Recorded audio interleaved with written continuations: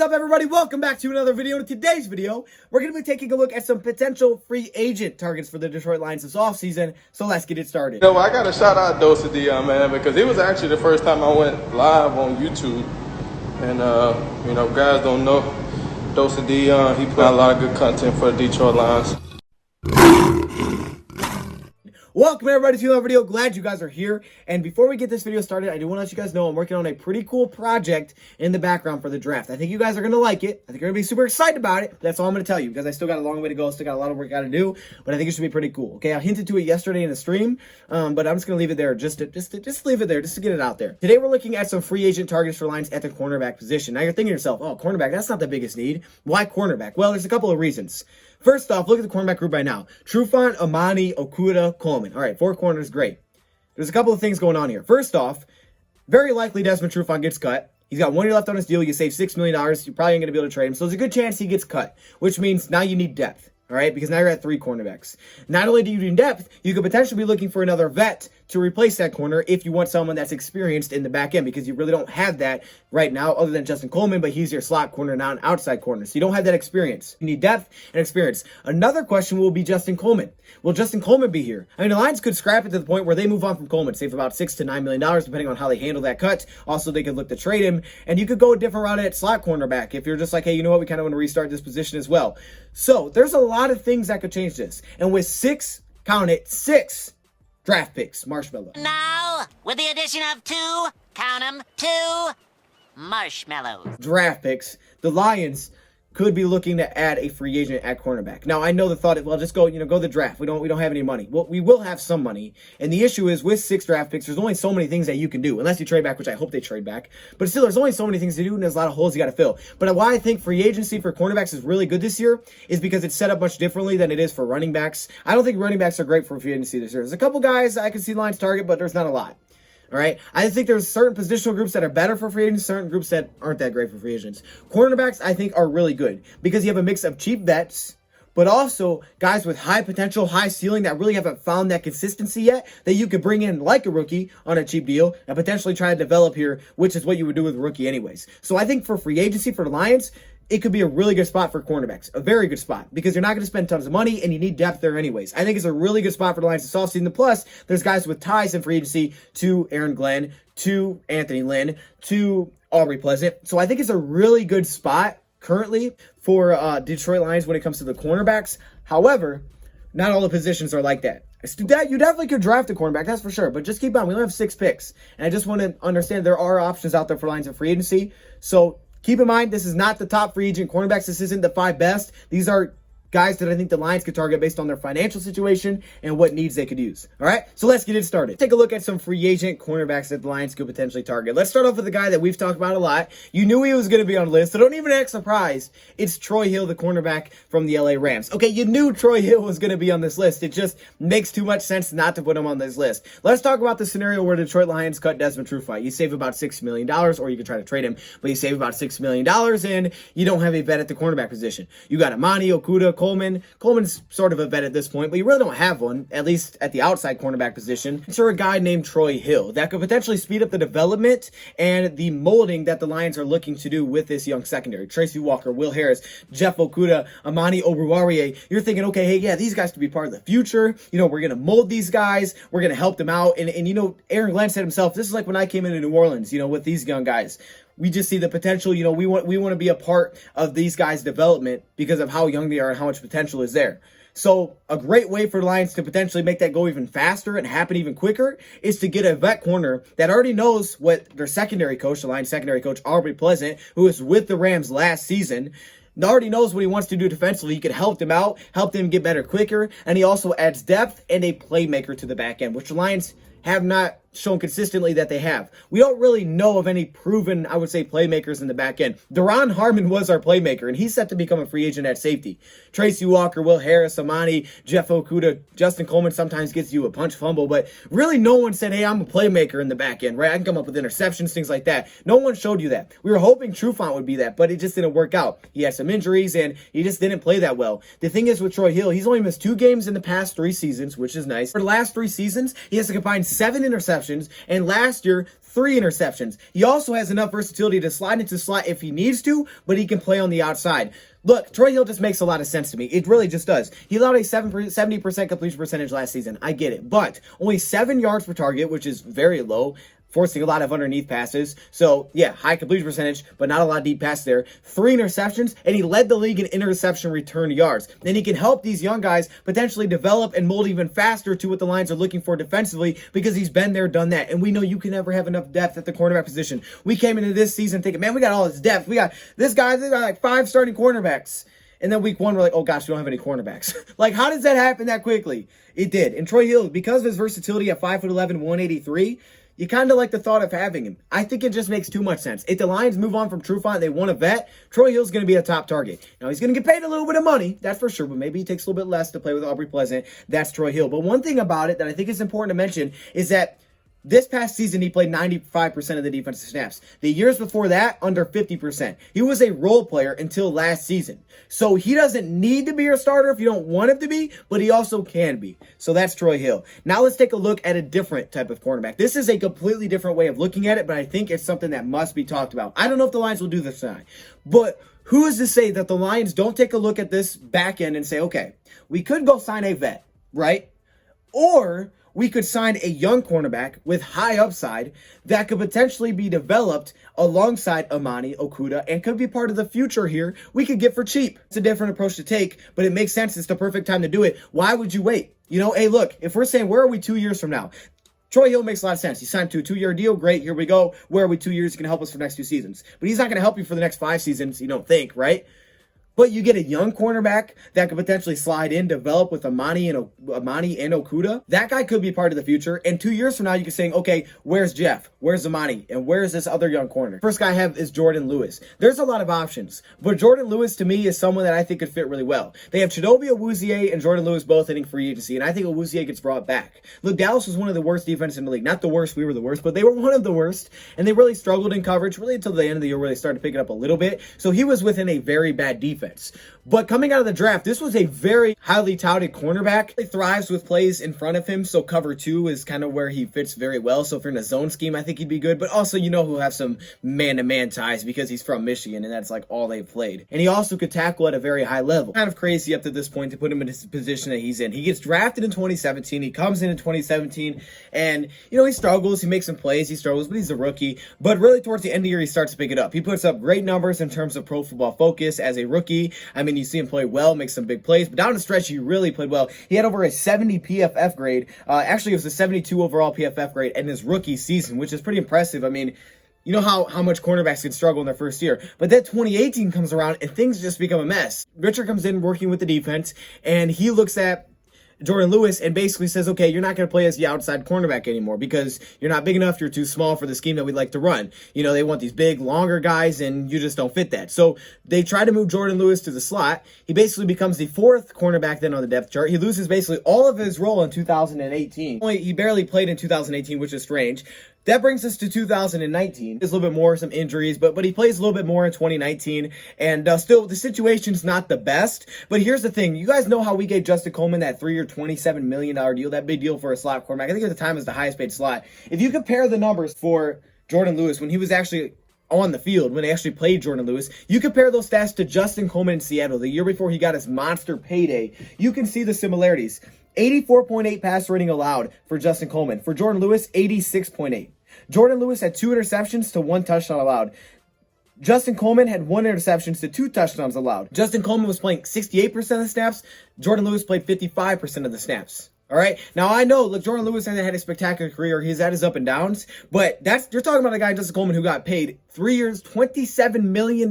He got the highest paid slot at the time. You're about Jordan Lewis, that not a slot cornerback. He's an outside, had to play at the slot, and he put up similar numbers in those regards. But 2020, he doesn't have his best season, but they're still trying to figure out what they're trying to do with him. Is he a slot? You know, is he going to be a safety for us? They played him at safety a little bit last season. You have Okudah and Amani. Those are outside corners. So here's where the issue comes into play. If you want to play him outside, he's going to be a depth guy, mostly for you. But because he does have that experience now playing the slot where they kind of just forced him into it because of his size, and he has that experience there. He's played slot, he's played safety, he can play outside, he can play all these different spots. Now is his chance to develop and find some consistency with, in my opinion, good coaching. I think the Lions have guys that are specialties at coaching secondary players. Okay, not guys that, are trying to change the defense. These are guys that know how to develop young players. Aubrey Pleasant has done it, and so has Aaron Glenn. Got the ball skills, tackle very well. He just doesn't have that size. Now, you can't teach size. He did run a 4.47 40. So even though he's looked at as not the fastest, that's still pretty fast. He's a little bit shorter than a guy like Marshawn Lattimore, but he's about the same weight. The Lions could bring him in if they wanted to try to play him at slot for cheap, wherever they want to try to play him, and try to develop him along with it and see if he can be part of it. He had 6 sacks in the past 2 seasons, so he can also blitz from the cornerback position. To me, Aaron Glenn, his track record tells me that he's the type of coach that will find a spot, figure out where you're best, and get you there. And for a guy like Jordan Lewis, who could be cheap, who's really kind of just hovering around where his future is as his career, if you can get working with a coach like Aaron Glenn and Aubrey Pleasant, guys that have moved players around, played them at different spots, figured out where they're best, and developed them into what they are now, you're talking about undrafted guys that, got time in the league. If Jordan Lewis could get himself with just the raw talent that he has, work with the Detroit Lions, I think it'd be a beautiful opportunity for him. And if it could be a cheap deal, I think it may be worth the risk to try to bring him in and see what he can do. And a lot of Cowboys fans were confused through the years. Why was this guy not on the field more? He was playing so well. 2020 wasn't the greatest season. I get that. But the defense was terrible, all right? And he's still allowed lower than 100 passer rating. Think about it. I know, different role. Desmond Trufant allowed over 100 passer rating the year before he came to Detroit. The year before he came to Detroit, I know he had interception, but he allowed over 100 passer rating before he even got here, and he was signed to a 2-year, $20 million deal. I don't know if he would fit the scheme perfectly for the Lions to look and do it. If he doesn't, then I get why they wouldn't go this route. We've seen in the past with guys like P.J. Williams, where you bring him in as defensive back, then he was linebacker, then safety. They're willing to move players around to figure out where they fit best, and I could see that with Jordan Lewis trying to figure out where he fits and see if they can find a spot for him. Let's say you cut Desmond Trufant, you keep Coleman on the roster, you get a guy like this for cheap. Now you're not in a position where, we got to put him here. We have to put him here. Like, you could find the right spot for him, but we learned last season that versatility is important, okay? Yeah, you need depth, 1, that's super important, but 2, you need guys that can play different spots, because if we don't have a slot, like when Coleman was down, we had to ask Darryl Robert, you have to go play slot for us, okay? So we were forced to put Darryl Roberts there. We're glad he could play slot. Those are issues. They were big-time issues, and Darryl Robert wasn't the best at it, but he could at least do it. So Lewis would be beneficial because Coleman goes down, he can pop the slot. Outside cornerback goes down, you can put him there. You can move him around, all right? You don't have to he's not just stuck in one position. He's not a one-trick pony. The thing with Justin Coleman is this. Coleman didn't play well when he was on the outside. When Seattle put him at slot, he was phenomenal. So that's why we signed him as a big slot deal. But when he was playing outside, he struggled. That's the difference, is that he's shown you at least he can play both. He's not great at both, but he showed you that he could play both. So he has versatility like a Darryl Roberts, just younger. Lewis in the past 3 seasons has not had a year with an 8% or higher missed tackle percentage. And that's kind of rare for cornerbacks. Usually you don't see that. Rashaan Melvin was one of the best tackling cornerbacks that we had. I don't think he's to that level, but he tackles very well. The Lions simply want big guys with size that can go up and press, and he's probably not the option for you, because even though he can play slot and outside, that's not really his play style. Physically, that's not his play style. He can tackle, but he's not much of a press guy. I have a guy for that a little bit later that we're going to get to. But now there's another slot cornerback option the Lions could have. Again, maybe if they move on from Justin Coleman, and this is Mike Hilton. At 5'9", 184, 26 years old, still very young, Mike Hilton's another option for this spot. Now, to me, Mike Hilton will cost more money, so you got to be prepared to spend a little bit more money here. The reason being is he's just had better numbers and he's been more reliable consistently. But he's also been on a Pittsburgh defense, which has been better, and he can get after the quarterback like crazy. So because of that, I think it does help him out. Ability to cover on quick passes, getting the ball in their hands quickly, allows him to press. He's pretty talented in that area. Mike Hilton's quick. He's got the twitchiness right off the snap, right off the jump. So has been over the last 3 years, just really good statistically. If you like numbers, you're going to love Mike Hilton. Over the last 3 years, he's allowed a 59% completion percentage, and it's been almost the same every year. 100 completions to 168 targets. In 2020, he allowed a 60.2 passer rating and only 9.2 yards per completion. Coming out of the draft, he was known as the jack-of-all-trades type of corner, okay? Because he's a cornerback from the slot that can help and run defense, but also he can blitz. He blitzes like crazy. Mike Hilton can do that. He also is really reliable, tight coverage, quick coverage. He's really reliable in coverage for the past 3 seasons. He's young. He's not as good as a tackler as Jordan Lewis, and you'll see that from the numbers. 2 seasons before this, he was a good tackler. This past season, his missed tackle percentage kind of just flew up. And they're like, why did that happen? Well, he plays so much in the box, it's kind of bound to happen. I mean, he's only 184 pounds. He's going to get ran over at some point, 5'9", 184. It's not going to be easy to make that many tackles. So while he's not the best tackler out there, he is young. He's going to cost a little bit more money, but he's one of those players that if you wanted to slide him in the slot right away, you'd be very confident that he could hold it down on his own, and he could be a good player for years to come. If you want to find a core guy in free agency, potentially Mike Hilton. And I think he'll be more expensive, but not a monster deal. I can't remember exactly what I thought projected. I think I saw like maybe $5 million a year projected, which is still less than what you would save from a Justin Coleman cut. So I thought I would just point that out. Now, the next corner kind of comes back to the Troy Hill idea, and this is Bashaud Breeland from the Kansas City Chiefs. So you want a vet, huh? If you want a vet, well, Bashaud Breeland could be that option. Now, Bashaud has a very big con on his game, his tackling, and you kind of know what you're going to get. He's not a player that's, sometimes he's good at tackling. No, he's just not a good tackler. All right, let's just say he's just not a good tackler, but he's very reliable in pass coverage. Very reliable in pass coverage. And I think because he didn't have the best playoff run, like everybody watches the playoffs. They don't watch regular season much. You watch the playoffs. And he saw, Bashaud, he struggled a little bit there. He did. At 5'11", 195 pounds, he did struggle a little bit at 29 years old. But if you take a look at a bigger sample size, the past 3 seasons, really take a look at most of his career, 50% completion percentage, 48.4% completion percentage, 51.8% completion percentage, 78.3 passer rating, 88.7 passer rating, 49.9 passer rating. That's 2 interceptions per year, so that's 6 interceptions. And he's only given up 9 total touchdowns. Now, one thing that we also saw in his struggles through the playoffs was penalties, grabbing. He had pass interference calls. That's something that goes back for a while. That's not like a new issue. That's something that actually goes back even to college where he had issues with penalties. I mean, he hasn't really been able to shake that. He'll give you production, he won't allow a super high completion percentage, but at times he can be a little grabby, he can get burnt, and he can draw some flags. Sometimes it's better to take the flag than to just let someone beat you, but he can get a little handsy at times, so that's a little concerning with the penalties. That's one of his biggest issues. So he struggles to tackle, he has penalty issues, but he'll give you production, he's pretty reliable, and he's consistent with that production in coverage. I think he's still got something left in the tank. He's still not even 30 years old yet. I still think he has stuff left in the tank, but again, he's not a great tackler. All right, it's just that simple. So if you're worried about that, may not be the guy for you. Now, the next player we have here is one that I haven't heard many people talk about, but I kind of want to talk about him. Not my favorite, but it is Kevin Johnson, who was with Cleveland and Buffalo most recently. 6 foot, 185, 28 years old. I think Kevin might be one of the cheaper targets in free agency for certain teams, but he also has been pretty solid. He's not a playmaker like Troy Hill or Bashaud Breeland is, but if you look at his past 2 seasons, he's only missed 3 games with Buffalo, 59% completion percentage, 79.8 pass rating, no touchdowns. Cleveland, 13 games, 61% completion percentage, 90 pass rating, and it's because he allowed 1 touchdown. 71 total tackles to 11 missed tackles. He's not special. He's not going to wow you in any certain area, in my opinion. He can excel in man-to-man coverage, so if you want a man-to-man corner, this might be the type of corner that you're looking for. He's got very good flexible movement, so he's really good against the line. He can also press. He can give you that as well. He doesn't, again, he's not the top-end tackler out there. You can see the missed tackles, 71 total to 11 missed tackles, a little bit concerning. So not the best, but probably just average, maybe to a little bit below average. But, he's a little bit of a thinner frame, a little thinner build. But he's the type of player that, again, can help you impress, can help you in man. If that's the kind of scheme you're looking for, then Kevin could be a solid fit for you. And again, I don't think it'd be super expensive. Solid player that I think will be cheap. You can lock him up for 2 years, being only 20 years old. And if you want to get a vet, then there you go. Kevin Johnson could be a nice depth piece for you. Look at his stats in terms of how many snaps he's taken.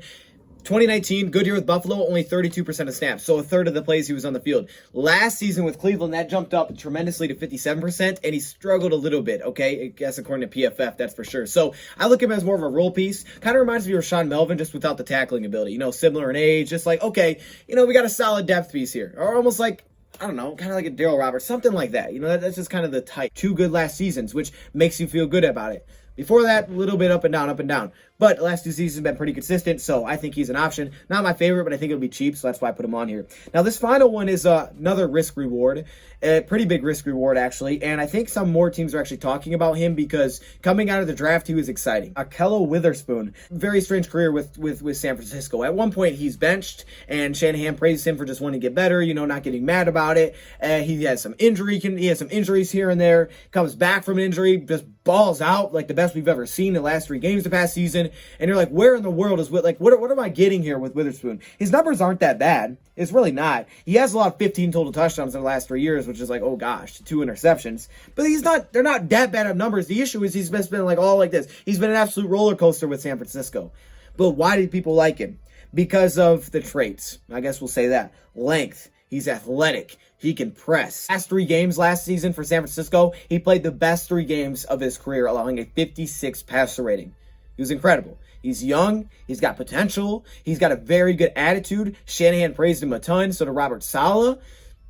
If you want to take a shot with a guy that has a high ceiling, I think he'll be a little more expensive than Jordan Lewis. But he's got some size, got the length, got the athleticism. To me, this is like the absolute definition of risk-reward. There's a lot of potential here. We've seen some great flashes. He finished the season so strong. He's got all these physical tools. But then you see how he's been up and down, good, bad, penalty issues at times. 15 touchdowns allowed in 3 seasons. Not a bad completion percentage allowed. I mean, it's just like this. It's completely like this. Now, because of the physical tools, if you want to take a chance on a young guy, I don't know what a market is going to look like. No one seems to have any idea how much a team's going to be willing to pay for him. But if you got him relatively on the down low, relatively a little bit cheaper, then this would be the type of player that you could mold into a guy that can get up and press because he has that size, he has that length, he has that athleticism to play on the outside and press. One of the biggest questions I have is whether or not he could hop down to the slot, because without that versatility, he could be an outside cornerback, which is just a little bit different from the slot guys that we looked at in Mike Hilton and Jordan Lewis. So if you're looking at an outside cornerback with maybe a higher ceiling that you could potentially try to bring in here,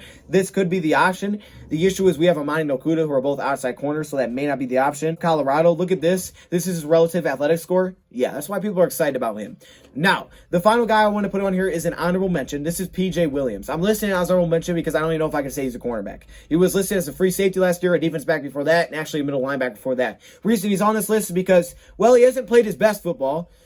Really hasn't played his best football, but with Marcus Williams down, he stepped into the safety position, was okay. He has some background playing cornerback, and he was with Aaron Glenn. So if the Lions want to bring in a very cheap player here, super versatile in the defense, that can pretty much help you out wherever there's injuries, and he's still pretty young, P.J. Williams could be that option. Thing is, he hasn't played that great, and you really don't know what his role is going to be. So, and plus, I don't even know if I can mention him as a cornerback. So, I thought I'd just throw him in. Let me know your thoughts, guys, below. Who else would you add to this list? There's tons of other guys. Thank you, Bob, for watching, and I'm out.